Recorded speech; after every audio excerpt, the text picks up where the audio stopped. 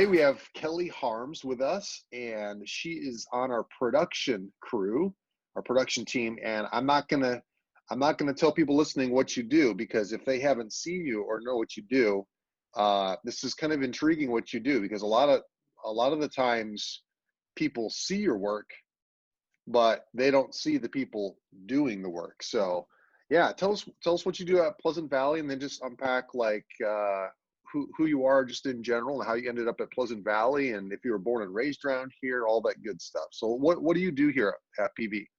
Now I'm doing video directing. I've done camera for, I think I started in 2012 doing camera. Hmm. And just this past spring, right before COVID hit and during COVID, started doing directing a little bit. So I don't get seen anymore. Yeah, and so for people that don't know, when you're video directing, basically you're taking all of the different camera shots and you're kind of framing them up, and then you're actually taking the different camera shots and you direct all of that air traffic basically. Yep. Yeah. And we put you guys in a special spot. We put you back in the control room, Mhm. and we slip a piece of pizza underneath the door every once in a Yeah. while to keep you Yeah, guys that'd be happy, right? nice. That'd be nice. Some donuts too. Yeah. Some donuts. Yeah. That may not fit underneath the door. I'm just kidding. I'm just kidding. All right. So tell us a little bit about you. Were you born and raised around here, or did you move to the area? I was born and raised in Marshalltown, Iowa. It's about 45 minutes to an hour northeast of Des Moines, central Iowa, and moved down here 1999.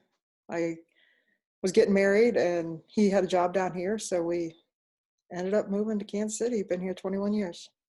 Wow, 99. So, That's quite a that's yeah, quite a long time ago. it's not. Well, you're practically a native then. I mean, if Yeah, you're here since '99, that's yep. that's awesome.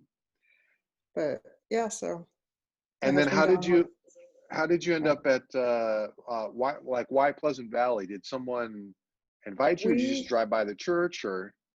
we've driven by the church. I mean, obviously, it's kind of hard to avoid. We lived a little south of here, down off Brighton and Vivian, and we were going to a small church there. And then when we moved up to the Liberty area, we were still going there for a while, and then we kept on driving by Pleasant Valley, like it's 5 minutes away from home.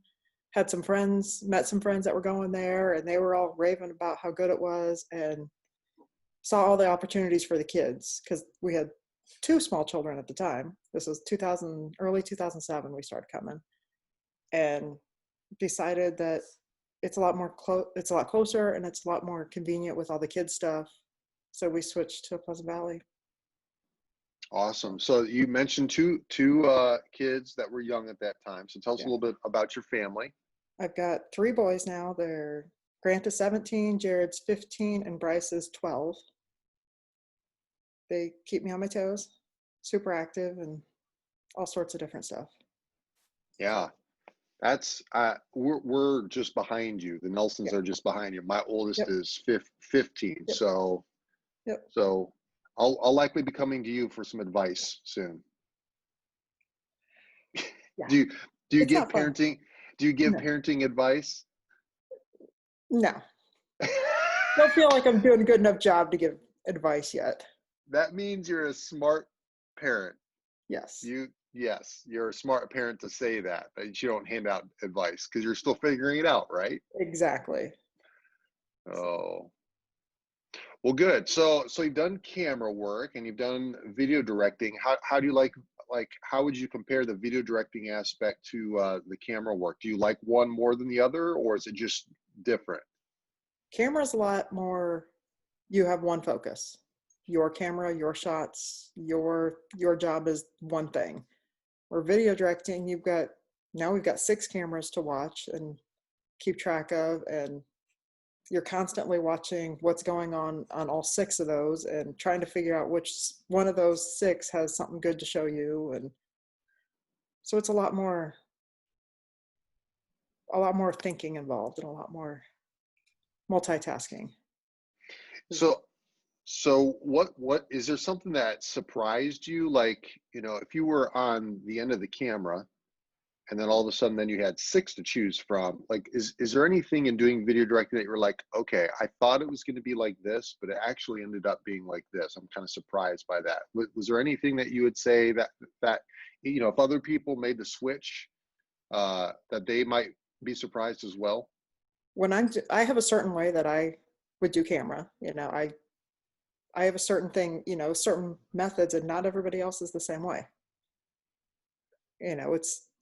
There's different theories. There's different, some people stick with one shot and just, try to focus on 1 or 2 shots, and some people are all over the stage and they're getting long shots. They're getting shots of 6 different people, and it's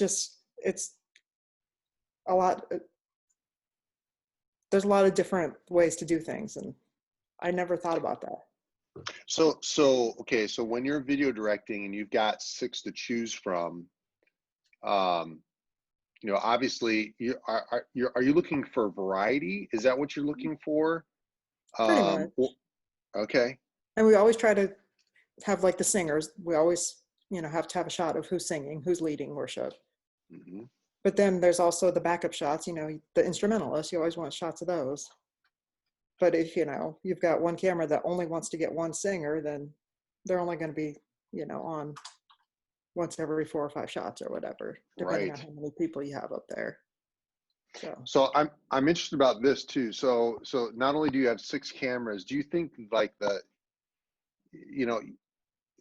at any given time in the service, if you have 6 cameras and you've got one focus, when you're video directing, you've got 6 and you've got the whole service. So like, I'm thinking of like a musician, once the music is over, you can kind of release your focus. But when you're video directing, I mean, you still have the message to go. Yeah. You still have maybe some videos that are going to play. Yeah. You still have, I mean, everything. So your focus, I mean, your focus is constant all the way through the service. It really never lets up. Yeah.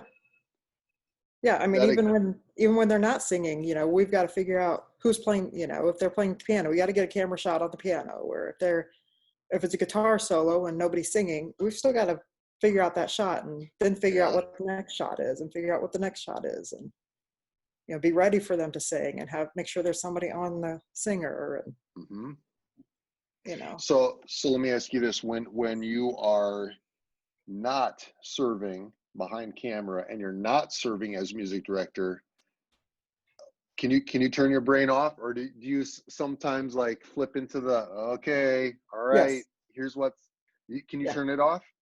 Sometimes during the message I can, because I'm not usually watching the screen, but during the singing a lot, I'll catch myself. I'm like, oh, that's an interesting shot, or wonder why they took that, or oh, well, this person must be singing soon because they're on camera, or but yeah, I do watch a lot and get different ideas too. Yeah. Do you watch TV differently now too? Oh yeah, definitely. Like, so now when you watch like a news broadcast or some show, you're thinking through like, oh, that's how they framed that up, or oh, that was the flow, or that's the pacing that they chose. It's kind of you have the production curse now. Or they took the wrong camera shot. They weren't, they're looking at the wrong camera. Oops. Yeah. Usually whenever they put the camera on me, they've always taken the wrong shot.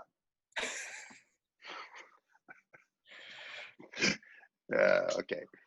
All right, moving on. Let's move on. Okay, question number 2. The question number 2 is there something that you'd be willing to share with us that most people don't know about you?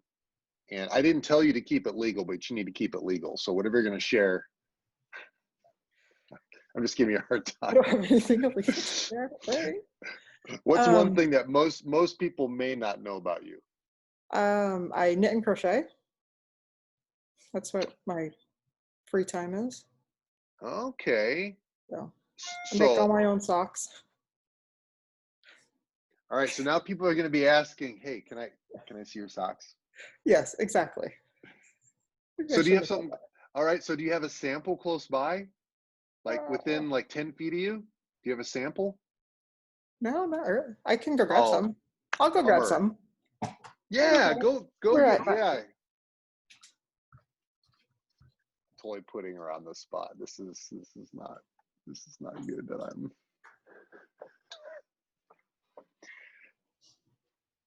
It's interesting though that you have creative people, also creative in what they do at home. Okay, so what do you got here? What is this? It's a baby blanket. Oh, nice. So the pattern, Oh, I've heard this stuff takes a long time. The pattern yeah. that you have there, is that something that you just kind of pick out of your brain, or are you Oh, no. following something? No, it's a pattern. I find all my patterns online. And then I got a pair of socks. But you can't see them. It's dark in Are here. those, yeah, but those, so how often are you wearing socks that you've made? You solely wear your only socks? Pretty much, yeah. Yeah. Well, Yeah, that's my thing. unfortunately, now you're gonna have a bunch of people looking at Yeah. your socks the And next time it's in the they middle of see you. summer, so I'm not usually wearing socks. So Yeah. but yeah. Well, so our production leader on staff, John Hood, have you ever noticed his socks? So little secret for you. You may have something slightly in common. He doesn't wear custom made socks and he doesn't make his socks, but he has very unusual socks. I'll just say Okay. that. And I don't know how often he still dons the unusual socks, but you should compare. You should start comparing socks every rehearsal and every weekend. Yeah. Okay. I will do that now. All right. All right. Good. All right. Last question is this: how can we be praying for you as a creative arts community? And again, we're not sure like when these interviews are going to air, so it could be weeks later. But is there something that you'd be willing to share with the community that we could be praying for you about? Just the whole COVID thing. Worried about, I mean, my oldest is a senior this year. Worried about him getting to play sports this year, go to school this year. Last spring was a struggle for the older two at least. And I mean, all three of them really, but they really struggled. And just hoping that they get to go to school, and Yeah. at least for Grant, that he gets to experience a senior year, you know. Because this, I mean, this is already going to start as an unusual year. It would be kind of nice to finish it what would be the more typical experience. Yeah. Every time I hear a school going virtual, it scares me because that wasn't good for us. Well, you're not alone. The people that are listening to this that have kids in school and experience what the setup was, that they totally understand what you're talking about, and I understand what you're saying. Those that don't, probably, unless they were living in 1918 when the Spanish flu came through and they canceled school for a whole year, it's a little extra work and a little extra stress to make all of that happen. So I'm with you. That's a prayer request, not just for you, but probably for all moms and dads out there. But especially for a senior, like it would be nice if the year ended up being a little bit more typical than atypical. Yep.